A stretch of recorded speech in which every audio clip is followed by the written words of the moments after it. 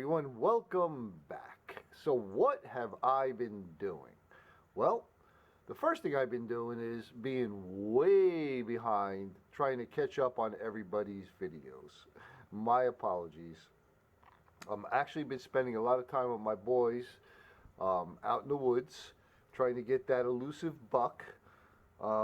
It's funny, down here they don't give out a lot of, pretty much none, management permits. And they got some weird rules about antler size. And I'll tell you, up in New York, I used to get management permits, and it was, guaranteed meat in the freezer every year. So down here, it's a little different.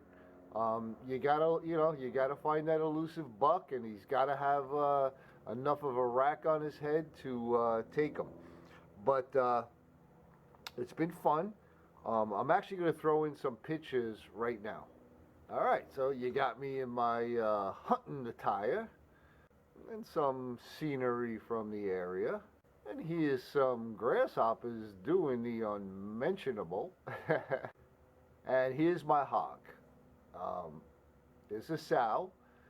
She weighed about 119 pounds. Lots of meat. And my boy got another sow. His was smaller, which we prefer for a couple of reasons. Number one, easier to process. Number two, easier to get out of the woods. And number three, the most important, nice and tender. All right, let me get back to the what I've been doing. All right, so one of the things I've been doing besides hunting and trying to catch up on videos is I ventured into the spoon carving with the hook knife and the carving knife from Beavercraft. Now, it's not the first time I made a spoon. I made this spoon, actually a couple of them, but I used power tools. And I wanted to make a spoon totally by hand. So I started practicing. I had this piece of cedar, and I was starting to refine this, and I cracked it, and I just cracked it the rest of the way now. So yeah, I got a little too thin on it. Then I made this one. I think this might be pine. I'm not 100% sure. It could also be maybe fir, Douglas fir. I'm not sure though. But the bowl came out really nice, and I was using my hatchet, and I split it. So that went to the wayside. Then I took another piece of cedar and I made this one. Totally with the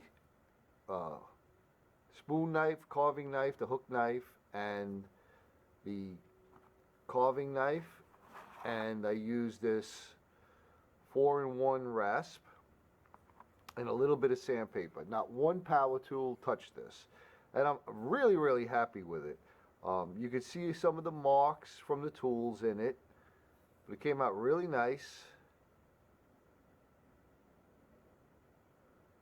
And I finished this with a mixture of beeswax and walnut oil. I made it into sort of like a paste, and that's what I used on this, and I use it on anything that's gonna, touch food. So my cutting boards and whatnot. So now I know I could take this kit out into the woods, and I could, make a spoon or some utensils. I did mention I found some sycamore, but I'll tell you, that stuff is hard as a rock and twisty, turning. Yeah, I couldn't use that.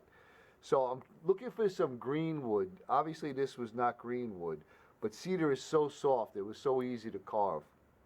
And again, maybe down the road when I develop my techniques a little better, I might actually video myself doing it.